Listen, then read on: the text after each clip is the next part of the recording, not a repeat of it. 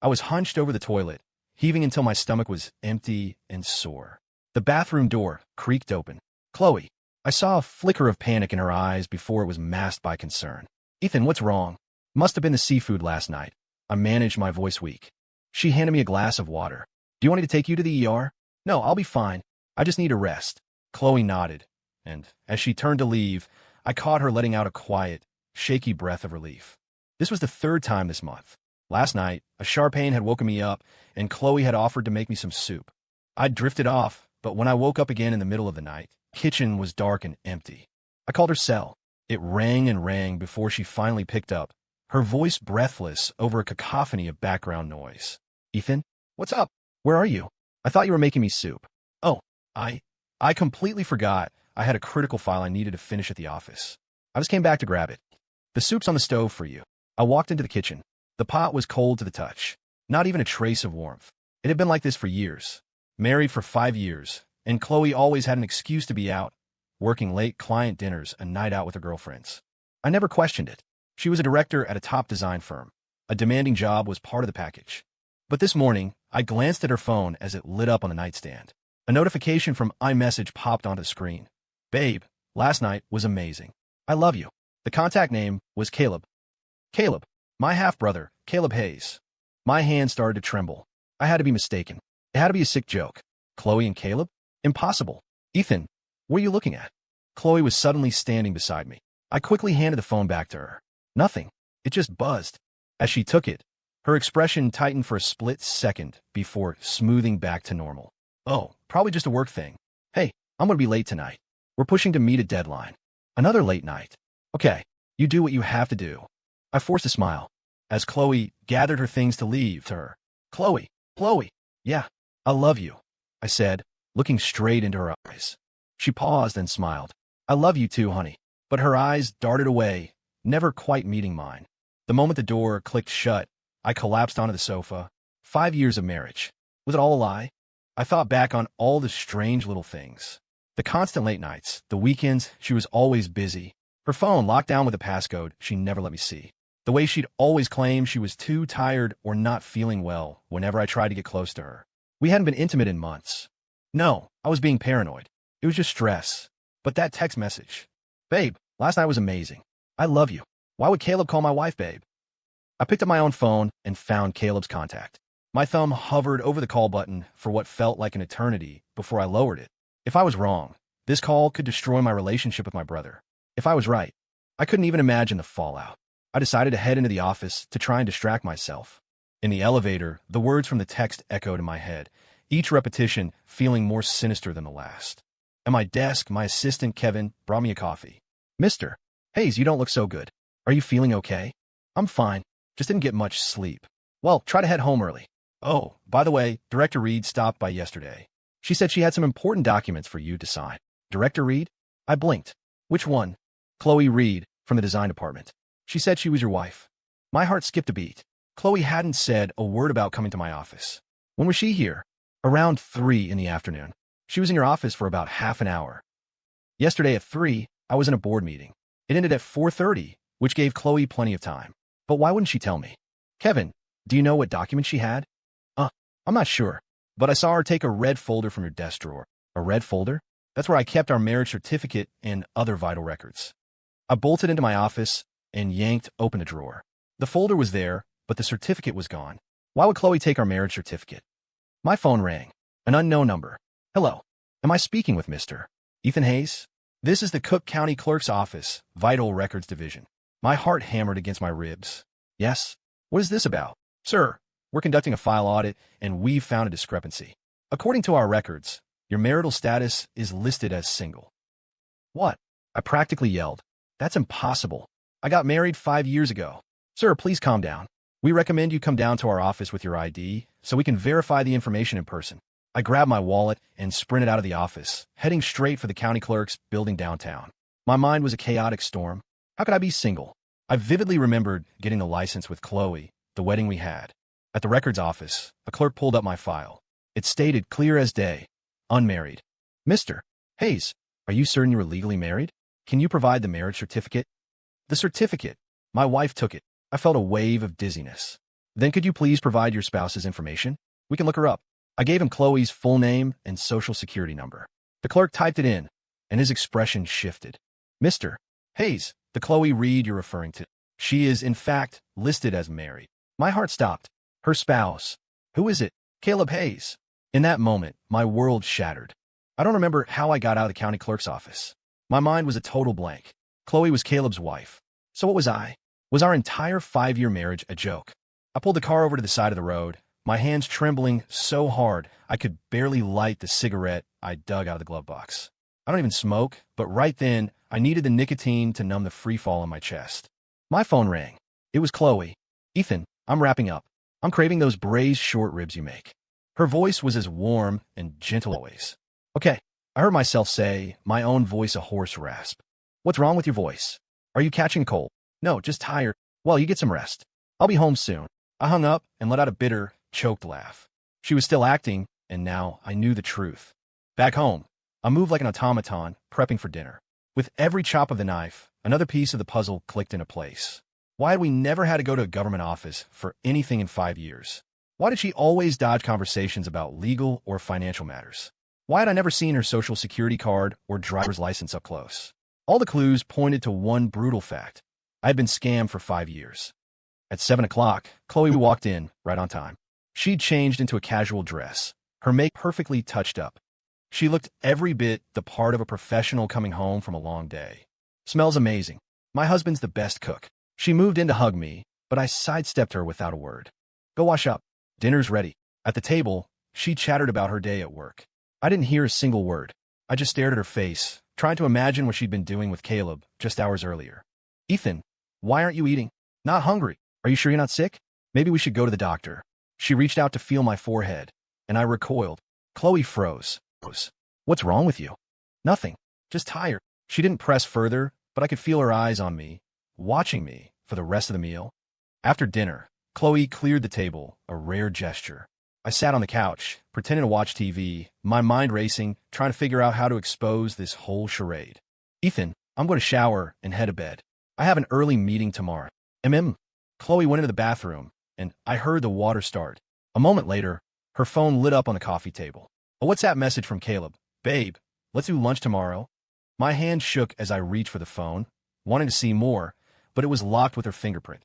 Just then, her voice came from the bathroom. Ethan, can you grab me a towel? I forgot to bring one in. Sure. I put the phone back where it was and went to the bedroom for a clean towel. I knocked on the bathroom door. Chloe, your towel. Thanks, honey. She opened the door a crack, her fingers brushing against the back of my hand as she took it. It was a gesture she'd made 1,000 times, one I used to find comforting. Now it just made me feel sick. Back in the living room, the phone screen was dark. Half an hour later, Chloe emerged from the bathroom, her hair damp, wrapped in a silk robe. The sight used to drive me crazy. Now I just wanted to vomit. Honey, tonight. She walked toward me, a familiar, suggestive look in her eyes. I'm exhausted. I think I'm just going to sleep, I said, standing up and heading for the bedroom. Ethan, she stopped me. You've been acting strange all day. Is there something you're not telling me? I turned to look at her. For 5 years, I thought I knew this face better than my own. Now it was the face of a stranger. No, just work stress. Okay then. I was just worried. She trailed off. Worried about what? Nothing. Let's just get some sleep. Lying in bed, Chloe fell asleep quickly. I lay on my side, watching her. This woman had slept next to me for 5 years. She'd told me she loved me every morning and every night. She'd worried about my health, made me breakfast.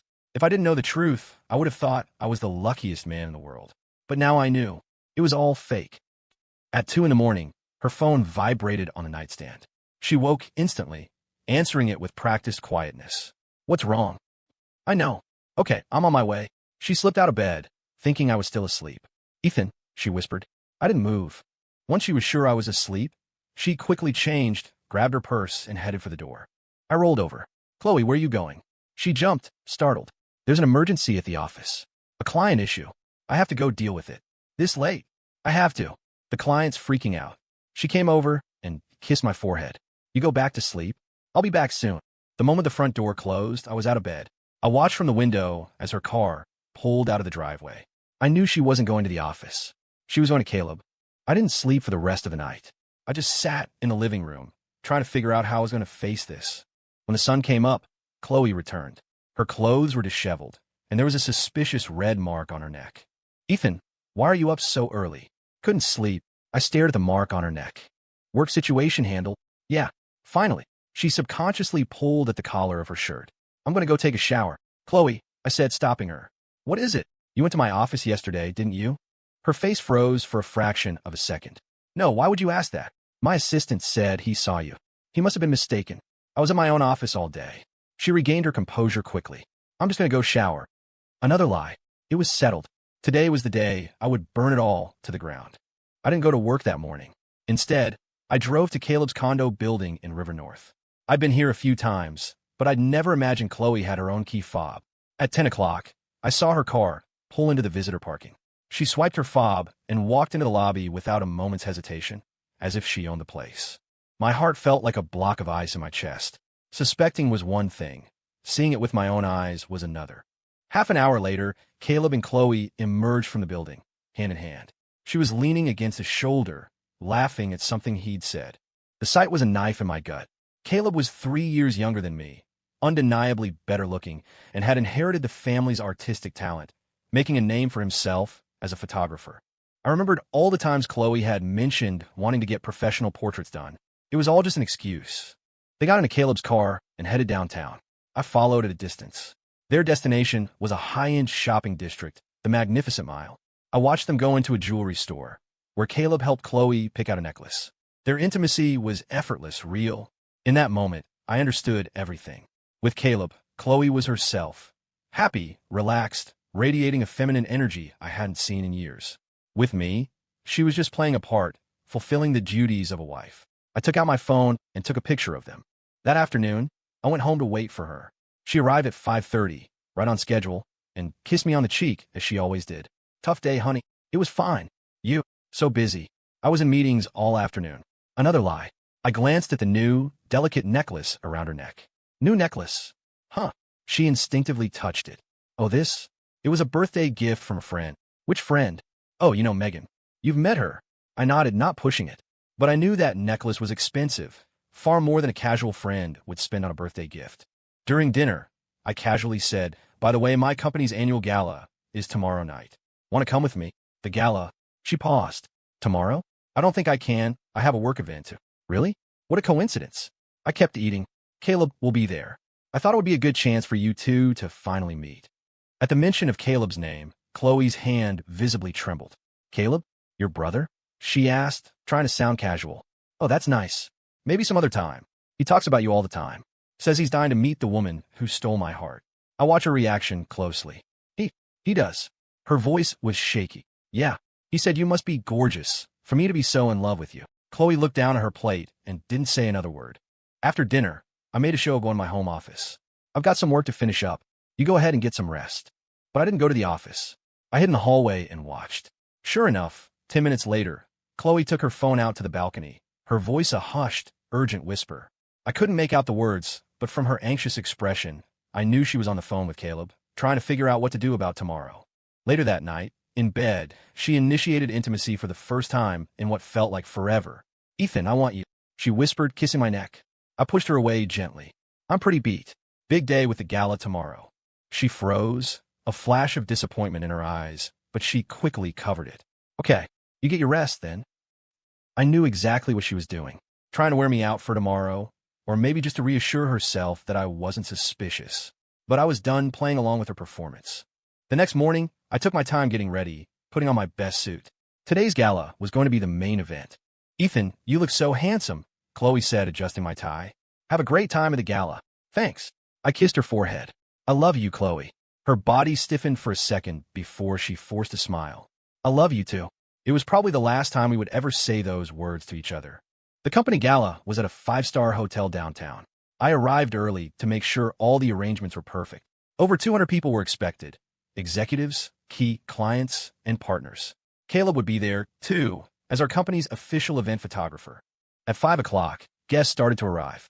I stood at the entrance, greeting people, my nerves stretched tighter than a piano wire. Ethan, Caleb clapped me on the shoulder. Big night, huh? Place looks great. I looked at his face, so similar to my own, and found it hard to believe he could betray me like this. Yeah, It's going to be a long night for you with all the photos. Thanks for doing this. Of course. We're brothers, man. He smiled, a picture of innocence, not a hint of guilt. By the way, is Chloe not coming? I've been dying to finally meet my sister-in-law. She had something else tonight, I said flatly. Oh, that's too bad. You have to introduce us next time. I almost laughed out loud. Not only did they know each other, they were legally married. The event began, and as the CEO, I took the stage to give the opening remarks. The crowd applauded as I spoke, and I could see Caleb in the audience, camera raised. Right at that moment, the ballroom doors swung open, and Chloe walked in. She was wearing a stunning red evening gown, her makeup flawless. She was breathtaking. Every head in the room turned to look at her. My hand tightened around the microphone. She said she couldn't make it. Why was she here? Chloe scanned the room. When her eyes met mine, she gave me a small, polite smile before her gaze darted away. Searching, I saw the moment she found Caleb.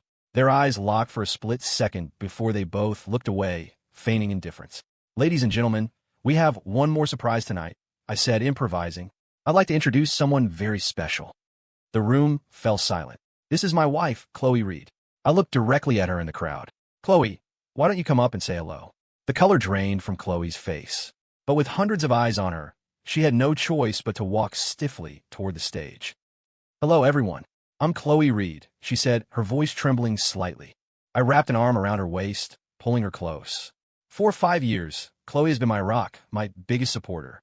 I wouldn't be where I am today without her. The audience applauded, but I could feel Chloe's body shaking under my hand. Ethan, she started to say, but I cut her off. Chloe, I want to say this in front of everyone. I love you. Another round of applause and good-natured catcalls erupted from the crowd. Across the room, I saw Caleb's face harden. He lowered his camera, his eyes filled with anxiety. And while we're doing introductions, I continued, I'd also like to introduce another person, my brother, and our photographer for the evening, Caleb Hayes. Caleb was forced to walk toward the stage, a pained, plastic smile plastered on his face. Everyone, this is my brother, Caleb, and this is my wife, Chloe. I made a grand gesture between them, forcing the introduction. Nice to meet you, Caleb mumbled, extending a hand. You too, Chloe replied, barely touching his hand with her own trembling one. The audience, oblivious, clapped politely, thinking it was a heartwarming family moment. The three of us on stage knew just how grotesquely absurd it was. All right, everyone, please enjoy the rest of the evening, I said, bringing the awkward scene to a close. The second we were off the stage, Chloe tried to make a break for it, but I grabbed her arm. Leaving so soon? I suddenly don't feel well. No problem. Caleb can take you home. I looked at my brother. Hey, Caleb, do me a favor and take care of my wife, will you? Caleb's face went pale. I still have to take photos. The work can wait. Family is more important, I said, clapping him on the shoulder. I'm counting on you to get her home safe. Chloe and Caleb exchanged a look of pure panic. Actually, I'm fine. I can get home by myself, Chloe insisted. Nonsense. I won't have you going home alone, I said firmly. Caleb, you're taking her. Defeated, they had no choice but to leave together. I watched them go, a cold smile spreading across my face. The game had just begun. I didn't follow them. I drove straight home. As I expected, Chloe's car wasn't in the garage. I sat in the living room and waited, feeling strangely calm. Tonight's performance had confirmed everything. It was time to end this farce. At 11, Chloe came home. She'd changed back into her regular clothes, her makeup gone. Ethan, you're home early. She was trying so hard to sound normal. The gala wrapped up, I said, watching her. Caleb get you home okay? Yeah. He just dropped me off downstairs. What did you think of him? You two seem to get along. He's nice. Very polite, she said, avoiding my eyes. I'm kind of tired. I think I'll take a shower. Chloe. I stopped her. What is it? We need to talk. Her body went rigid. Talk about what? About our future. I stood up and walked toward her. It's been 5 years. I think it's time we started thinking about having kids. Kids? Her voice was sharp. Now's not the right time. My career is just taking off. When will it be the right time? We're not getting any younger. Let's wait a little longer. Until I'm more settled at work. She fled into the bedroom. I knew why she was so terrified of having children. Because she couldn't. Because she was never my wife to begin with. That night, we slept in separate rooms. Chloe claimed she was coming down with a cold and didn't want to get me sick. The next morning, I was up early, making breakfast in the kitchen. When Chloe came out, her eyes were red and swollen. She'd clearly been crying. Ethan, I'm sorry about last night. I was just in a bad mood. It's okay. Everyone has those days. I put a plate of food in front of her. Eat something. You'll feel better. She looked at the lavish breakfast, and her eyes welled up. You're so good to me, and I. What is it? Nothing. She wiped her eyes. I'm not hungry. I should get to work. Chloe. I stopped her again. I walked over and gently touched her face. No matter what happens, I love you. Remember that. Her tears finally broke free. Ethan, go on to work. Drive safe. After she left, I made a call. Hello, Mr. Peterson. It's Ethan Hayes. I need you to look into something for me. That afternoon, my lawyer called back. Mr. Hayes, I have the information you requested. According to public records, Ms. Chloe Reed was legally married 5 years ago to Mr. Caleb Hayes. The marriage is still active. In my relationship with her, legally speaking, Mr. Hayes, you and Ms. Reed have no official relationship. If she has been living with you under the pretense of being your wife, it constitutes fraud and could potentially be grounds for bigamy charges. I understand. Thank you. Mr. Hayes, would you like our firm to represent you in this matter? Not yet. I want to speak to the parties involved first. After hanging up, I sent a text to Caleb. Coffee shop tomorrow, 3 p.m. We need to talk. It's important. His reply came almost instantly. Okay, bro. He still had the nerve to call me bro. It was almost funny. I didn't go to the office that afternoon. I just drove around the city, aimlessly. 5 years of my life, about to come to an end. I should have been furious, heartbroken, but all I felt was a profound sense of relief. At least the guessing was over. The deception was over. Around dusk, I got a text from Chloe. Have to work late tonight. Might be a while. I replied, okay, take care. But I knew she wasn't working. She was with Caleb, trying to strategize. The scene at the gala had made them realize I was onto them. At 8 o'clock, my phone rang. It was Caleb. Ethan, can we move our meeting up to tonight? There's something I need to tell you. Fine. The usual place. Our usual place was a private lounge where we'd occasionally meet for a drink. At 9, I arrived. Caleb was already in the private room, looking pale and nervous. Ethan, you're here. He poured me a glass of iced tea. There's something I have to tell you. What is it? I sat down, my expression unreadable. Caleb took a deep breath. It's about Chloe. The truth is what? The truth is she's my wife. He finally said it. I just looked at him, showing no surprise. Go on. Ethan, don't freak out. Just let me explain. I'm not freaking out. Keep talking. My calmness seemed to unnerve him more than any outburst would have. 5 years ago, Chloe and I were in love. But you liked her too, and you're my older brother. I didn't want to compete with you. So, Chloe and I came up with a plan. She would pretend to marry you, while we got married in secret. So for 5 years, she spent her days with me and her nights with you. No, it wasn't like that. Then what was it like? My voice remained level, but there was a cold fury simmering just beneath the surface. We were going to tell you when the time was right. She would divorce you, and then we would make our relationship public. I nodded slowly. I see. And is the time right now? Ethan, I know what we did was wrong, but we truly love each other. Love. I finally let out a short, sharp laugh. You call 5 years of lies and manipulation love. Caleb stood up, panicked. Ethan, listen to me. I've heard enough. I stood up too. Anything else to add? I will make it up to you. Make it up to me? My smile turned glacial. What could possibly compensate for 5 years of this charade? Caleb was speechless. Do one thing for me, I said, looking him dead in the eye. What? Tomorrow night, 7 o'clock. Bring Chloe to my house. It's time we all had a talk. Ethan, that's it. I'm leaving. I turned and walked out of the room, leaving Caleb alone in the suffocating silence. Tomorrow night, all debts would be settled. The next day, I took the day off and prepared for the final act. I gathered all the photos from the past 5 years, our wedding album, vacation pictures, candid shots from our life together. Each smiling photo was a monument to a lie. At 6 in the evening, I cooked an elaborate dinner, all of Chloe's favorite dishes. It would be the last meal I ever cooked for her. The doorbell rang at precisely 7 o'clock. I opened it to find Chloe and Caleb standing on the porch. Chloe's eyes were puffy and red. She'd been crying for a long time. Caleb looked like he was about to face a firing squad. Come in. I stepped aside. They walked into the living room, a tangible cloud of anxiety around them. I noticed they kept a careful distance from each other, a pathetic last-ditch effort to maintain the illusion. Sit down. Don't be nervous. I poured them both some tea. I made dinner. Let's eat first. Ethan, Chloe started. We'll talk after dinner. I cut her off.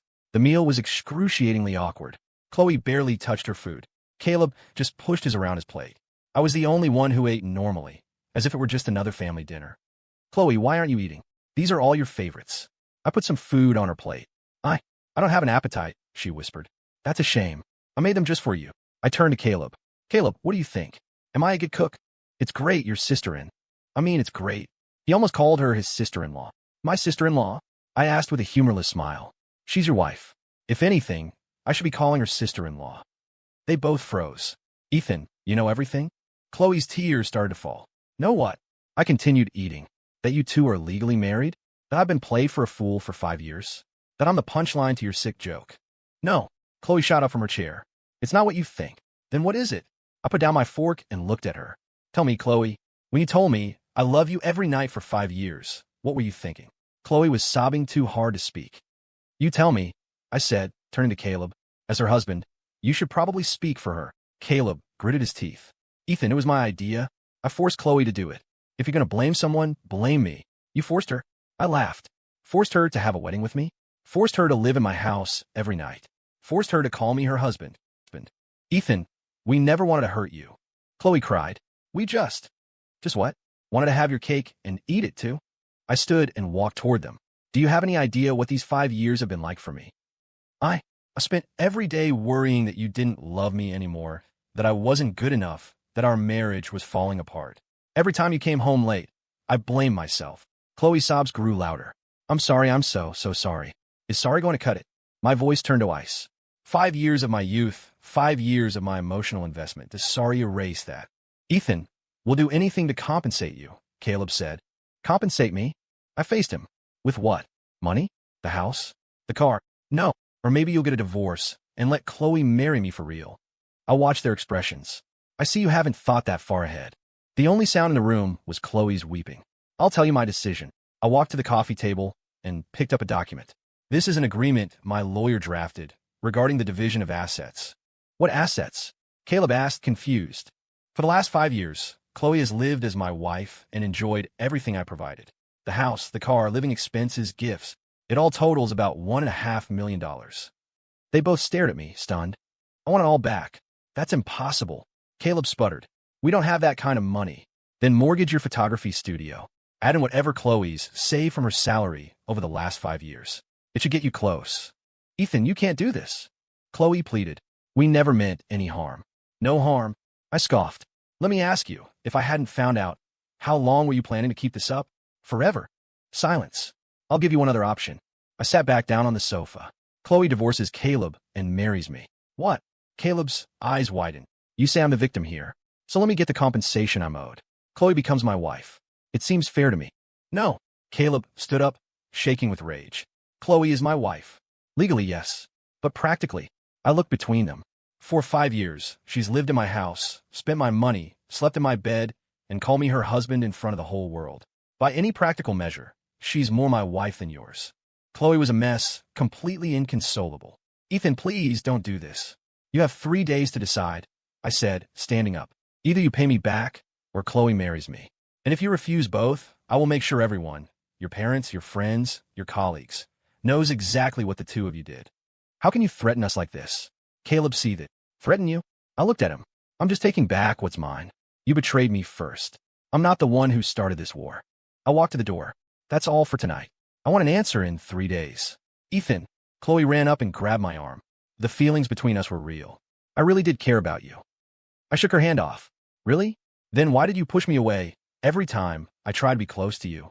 Why did we go 5 years without even talking about having a child? Why would you never put my name on a single legal document? She had no answer. Get out of my house, I said, opening the door. And don't set foot in here again without my permission. Caleb helped a sobbing Chloe out the door. I slammed it shut and leaned against it, the exhaustion finally hitting me like a tidal wave. 5 years of marriage, over in a single night. For the next 3 days, I went to work and lived my life as if nothing had happened. When colleagues asked why Chloe hadn't been around, I just said she was busy. On the second night, Caleb showed up at my door. Ethan, we need to talk. What's there to talk about? The choice is simple. Pay me the money or Chloe marries me. You know, we can't do either of those things, he said, sitting across from me. $1.5 million. We can't get it. And having Chloe marry you is out of the question. So what's your solution? We can make a public apology. We'll accept any other form of punishment. Just please, don't break us up. I looked at the boy who was once my closest brother, a bitter taste in my mouth. Caleb, if you had just told me you love her from the start, I would have stepped aside. I know. That's why I feel so terrible. But you chose to lie. 4 or 5 years. I stood up. What good is sorry now? Wrong. I turned on him. You're not sorry you deceived me. You're sorry you got caught. If I had never found out, you'd still be playing this game. Caleb couldn't argue. The deadline is tomorrow. Give me your answer. He gritted his teeth. We choose to let you tell everyone the truth. We'll face the consequences. Good. I nodded. Then I'll get started tomorrow. Caleb left, looking like a ghost. The next morning, I called an all-hands meeting at the company. In front of everyone, I made an announcement. Everyone, I need to clarify something. Chloe Reed is not my wife. Our marriage was never valid. The room erupted in shocked murmurs. I have consulted with my lawyer, and it has been confirmed that Ms. Reed and I never had a legal marriage. The past 5 years have been based on a misunderstanding. Mr. Hayes, then who is Chloe Reed? Really? Someone asked. She's the wife of my brother, Caleb Hayes. The room exploded with gasps and whispers. I know this is shocking, but it is the truth. I trust that you will all be professional and refrain from spreading gossip. After the meeting, my assistant Kevin approached me. Mr. Hayes, is this for real? It's the absolute truth. Then for the last 5 years, you were lied to for 5 years, I said with a bitter smile. Kevin, do you think I'm an idiot? No, sir. I think some people are just very, very good actors. That afternoon, I made another call to the HR department of Chloe's firm. Hello, my name is Ethan Hayes. I'd like to report an employee for misconduct. What kind of misconduct? Chloe Reed. She has engaged in fraudulent activity using a false identity. I laid out the whole story, offering to provide evidence. An hour later, Chloe was fired. That evening, my phone rang. It was her. Ethan, why would you do this? She sobbed. You've already ruined our lives. Why'd you have to take my job too? Ruined your lives? I laughed coldly. You two ruined mine first. We can move to another city, disappear from your life forever. Too late. I cut her off. I gave you a choice 5 years ago, and you chose deceit. Ethan, please, we know we were wrong. Chloe, remember this feeling? This is how I felt every single night for 5 years. The doubt, the pain, the uncertainty. I hung up. Later that night, I got a text from an unknown number. Mr. Hayes, this is the private investigator's office. Per your request, we have gathered sufficient evidence to demonstrate that Chloe Reed and Caleb Hayes have committed bigamy and fraud. Would you like us to assist with filing a police report? I thought for a moment, then replied, not at this time. I will handle it myself. I didn't want to drag this through the courts. Caleb was still my brother, after all, but I would make damn sure they paid a price. The next day, I drove to my parents' house. It was time to tell them the truth. Ethan, what is it? You look terrible, my mother said, her face creased with worry. Chloe and I separated. What? Why? You two were so happy together, my father said, stunned. I told them everything, the whole sordid story. When I finished, they sat in stunned silence. That's not possible, my mother whispered, shaking her head. Chloe is such a sweet girl.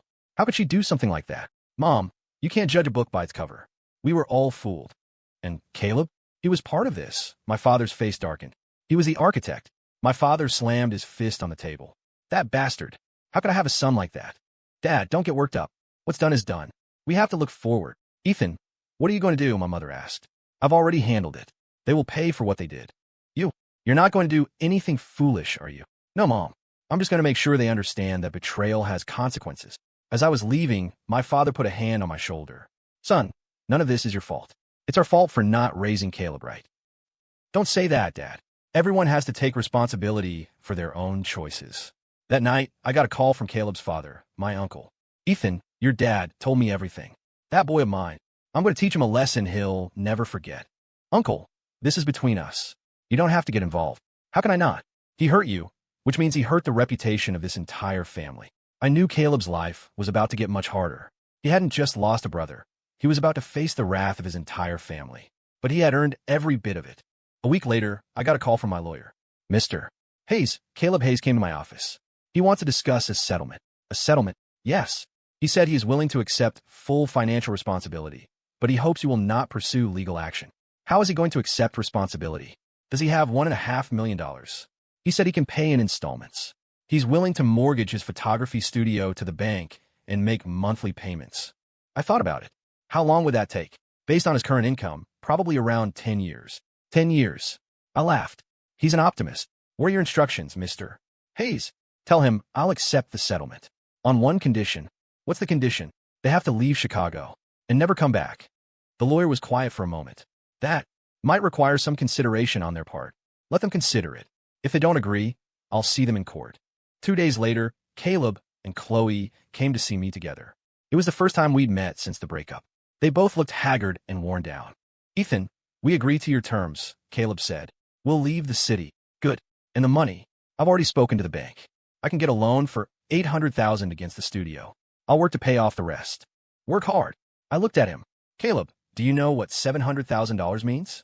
At your current salary, even if you didn't eat or sleep, it would take you years. I know, but I'll do it. I turned to Chloe. And you? Anything to say? She'd been crying silently the whole time. She finally looked up. Ethan, I regret it so much. If I could go back in time, I would never have done any of this. Too bad you can't, I said flatly. Chloe, for 5 years, I gave you countless chances to tell me the truth. Every single time, you chose to keep lying. I know. I have no right to ask for your forgiveness. You're right, you don't. I cut her off. But I'm not a monster. As long as you stick to the agreement, I won't bother you again. Thank you so much. She sobbed. Don't thank me yet, I said, standing up. A reminder, this city isn't that big, and our circles are even smaller. The story of what you did will get out. Even if you don't leave voluntarily, you'll find it very hard to live here anymore. The color drained from both their faces. This is the price of deception, I said, looking at them. You have to live with the consequences of your choices. A week later, they were gone. Caleb sold his share of the studio to his partner, and Chloe quit her freelance gigs. They moved to another city to start over. Before he left, Caleb sent me one last text. Ethan, I'm sorry. I'll spend the rest of my life making up for this. I looked at the message and didn't reply. It was time for my own new beginning. The last 5 years had taught me a brutal, profound lesson. I learned not to trust blindly and to guard my heart. A month later, at a business conference, I met a woman named Sophia Carter. She was a marketing director for another firm, sharp, direct, and incredibly genuine. She told me she was recently divorced and looking for a fresh start. Ethan, I don't believe in love at first sight, and I don't believe in fairy tale romances, she told me over coffee. I just believe that two compatible people can build a life together, supporting each other along the way. I liked her honesty. Sophia, if you don't mind, I'd like to take you to dinner. I have a failed past of my own, and I'm also looking for a new beginning. She smiled. I'd like that, but I have one condition. What's that? Total transparency. Your past, my past, our expectations, our boundaries. Everything on the table. Deal. That night, we talked until the early hours of the morning. I told her about my 5-year fake marriage. She told me about the pain of her ex-husband's infidelity. We were both survivors of betrayal, but neither of us had let it make us bitter. Ethan, she said finally, I think we could give this a try. I think so. 6 months later, Sophia and I got engaged. This time, I knew what real love felt like. At our engagement party, I saw a few old friends, people who knew what I'd been through. They were all thrilled for me, happy that I'd found someone real. Ethan, you look happier than I've ever seen you, my friend Leo said. That's because this time, it's real. I looked at Sophia, who was standing by my side. I finally learned what real love is. No lies, no betrayal, no secrets, Sophia added with a smile. We've both been through the ringer, which makes us appreciate honesty that much more. Halfway through the party, I got a text. It was from Caleb. Ethan, I heard you're engaged. Congratulations. Chloe and I are leaving the city, too. Moving somewhere farther away to start over. I'll keep paying the debt, I promise. Promise. I stared at the message, a complex wave of emotion washing over me. The anger was gone, replaced by a strange, distant sense of pity. I didn't reply. Some things were better left in the past. Sophia noticed my expression.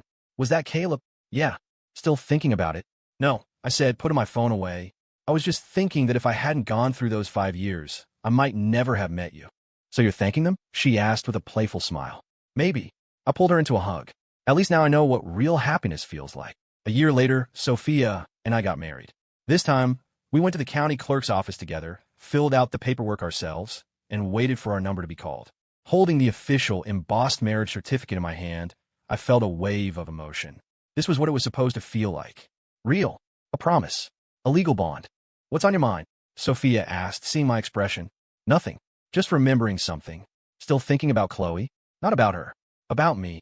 I looked at our photo on the certificate. I held one of these 5 years ago, but it was a prop. Today, I finally understand what it really means.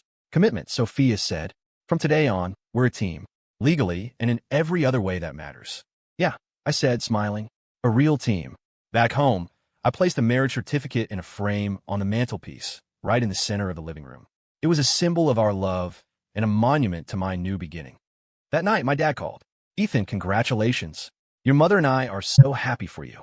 Thanks, Dad. I found the right one this time. Sophia is a wonderful woman. We both adore her. My father paused. Ethan, about Caleb. What about him? I heard he's not doing so well. Having a tough time finding work in the new city, and Chloe's been sick. I was silent for a moment. Dad, that was their choice. I know, Dad, some roads you can't turn back from. They should have thought about the consequences when they made their decision. My father sighed. You're right. Anyway, enough about them. So, when are you two having kids? We'll see what happens. After I hung up, Sophia came and sat next to me. Thinking about Caleb? What do you always know? It's written all over your face. She leaned her head on my shoulder. Ethan, I know what happened was a huge blow, but you can't live in the shadow of the past forever. I'm not. I was just what? I thought for a moment. Sometimes I wonder what would have happened if I'd never found out. Then you'd have spent your whole life being deceived, a laughingstock to the two people you trusted most, Sophia said seriously. Ethan, you should be grateful you found out the truth. You're right. I pulled her into a hug. Having you here makes all of it worth it. 2 years later, Sophia got pregnant. When the doctor showed us the ultrasound, I was so choked with emotion I couldn't speak. Are we really having a baby? I stared at the grainy image, my eyes blurring with tears. Yes, Dad, Sophia said, laughing. You're going to be a father. In that moment, I remembered my old conversations with Chloe, how she always deflected when I brought up children, saying her career was too important. Now I understood. It wasn't that she didn't want kids, she just didn't want to have them with me. What is it? Thinking about the past again. Sophia, as always, read me like a book. No, I'm just so happy. I kissed her forehead. Thank you for giving me a real family. The months of her pregnancy were pure joy. I went with her to every checkup. We decorated the nursery together. We argued playfully over names. This tangible, authentic happiness was something I had never once experienced with Chloe. One day, while cleaning out a storage closet, I found an old photo. It was from my wedding to Chloe. We looked so happy in the picture, but now I knew it was just an illusion. What's that? Sophia asked, seeing the photo in my hand. Just something from the past. I moved to throw it away. Wait. Sophia took it and studied it. Chloe was very beautiful. Are you jealous? Why would I be? Sophia smiled. She's beautiful, but she's in the past. Besides, what good is a pretty face without a beautiful heart? You're right. I tore the photo in half and tossed it in the trash. The past is past. Just then my phone rang. A number I didn't recognize. Hello. Ethan, it's me. Caleb. I froze. We hadn't spoken since they'd left the city. What do you want? I need to ask you for a favor. His voice was thin and desperate. Chloe is very sick. She needs surgery, but we don't have the money. I glanced at Sophia, who was standing beside me. She gave me a slight nod, telling me to keep listening. What kind of sick? Leukemia. The doctors say she needs an operation immediately, or else. Caleb's voice broke. Ethan, I know I have no right to ask you for anything, but please, save her. I'll give you my life in exchange. I was silent for a long time. Chloe had deceived me, yes, but she had also been a part of my life for 5 years. I couldn't just stand by and let her die. How much do you need? 100,000. Text me the account information. Ethan, you don't say anything else. This is the last time I'm helping you. Thank you so much. Caleb was crying. Ethan, I'm so sorry. I hung up. You're going to help them? Sophia asked. You're not against it? Why would I be? Saving a life is the right thing to do. Sophia gently touched her pregnant belly. Besides, our son deserves a father with a good heart. I looked at her, my own heart swelling with love and gratitude. Sophia wasn't just beautiful, she was kind and forgiving. That afternoon, I transferred the money to Caleb. 3 days later, he sent a message. Ethan, the surgery was a success. Chloe is awake. She wants to talk to you. No need, I replied. Just take care of her, and don't contact me again. I understand. Ethan, thank you for giving us a second chance. This was the last one. After that, we never heard from them again.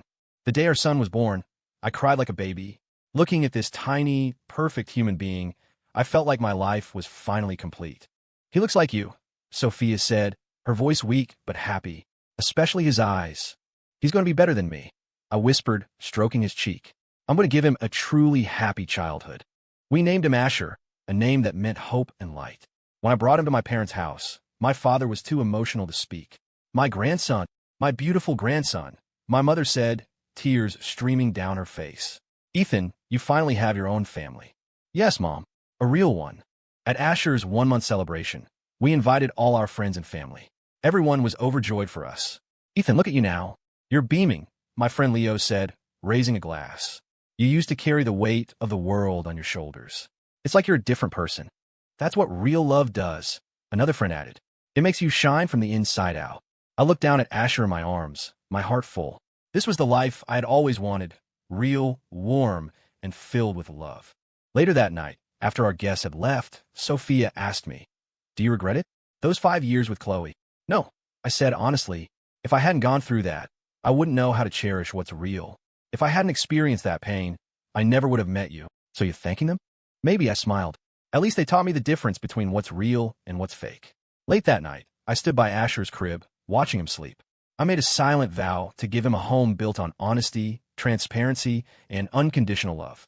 No lies, no betrayal, no empty promises. That was the most important lesson I had learned from all the pain. All the pain. 5 years later, Asher was a boisterous, happy little boy who was into everything. One afternoon, he pointed to the framed marriage certificate on the mantel. "Daddy, what's that?" "That's Mommy and Daddy's marriage certificate," I said, lifting him into my arms. "It proves we're a real family." What's a real family? A real family is people who love each other, are honest with each other, and never, ever leave each other. "Are you and Mommy never going to leave?" "Never," I said, glancing at Sophia, who was smiling at us from the kitchen. "Because we have real love." Just then, the doorbell rang. It was a courier with a package. It was postmarked from out of state. I opened it. Inside was a cashier's check and a letter. The letter was from Caleb. "Ethan, this is the last of the money we owe you. After all these years, I've finally paid back the entire debt. Chloe's health is good, and we're living a quiet life now. Thank you for your tolerance back then, and for saving her life. We don't expect your forgiveness, only that you can be happy. This will be our final contact. We will not bother you again. I wish you a life of peace, and I wish Asher a lifetime of health and happiness." I finished the letter, a complex mix of emotions stirring inside me. 8 years. They had actually paid it all back. "Who's it from?" Sophia asked, walking over. "Caleb." I handed her the letter. "They paid back the debt." Sophia read it and was quiet for a moment. "It seems they've really changed." "Maybe." I put the check on the counter. "But it doesn't matter anymore. All that matters is this." I gestured around her home. "You're right." Sophia scooped up Asher. "Asher, tell Daddy what's the most important thing for our family." "Love," our son shouted in his little kid voice. "And what else?" "Honesty. That's my smart boy." I kissed Asher's cheek. "I hope you always remember that when you grow up." That night, I donated the money from the cashier's check to a children's hospital charity. Though it was legally mine, I didn't want any lingering connection to that past. "You're not going to keep it?" Sophia asked. "You earned it. I have everything I need right here," I said, looking at our warm, happy home. "I have you, I have Asher, and I have real love. What else could I possibly want? What if one day you saw Chloe on the street? What would you do?" I thought for a moment. I'd nod, and then I'd keep walking. The past is the past. I have a much more important future to get to. Sophia smiled, satisfied. "That's the man I love. I love." Lying in bed that night, I thought back over the last decade. From the agony of betrayal to the brief, hollow satisfaction of revenge, and finally, to this profound, quiet happiness. I finally understood that true happiness isn't built on someone else's pain, but on sincere, honest love. Chloe and Caleb's deception had hurt me, but it had also forced me to grow. I learned to see people for who they really are, to cherish what's genuine, and to forgive and let go. The man I was now was more mature, wiser, and happier than the man I was 10 years ago. That's life. It forges you in the fire of your own pain, and through that, you find your way to true happiness. The moon outside was full and bright, a perfect circle, just like my life now felt. I leaned over and kissed Sophia's sleeping cheek, then closed my eyes and drifted off. Tomorrow was a new day, full of endless possibilities, and the ghosts of the past were finally, truly gone.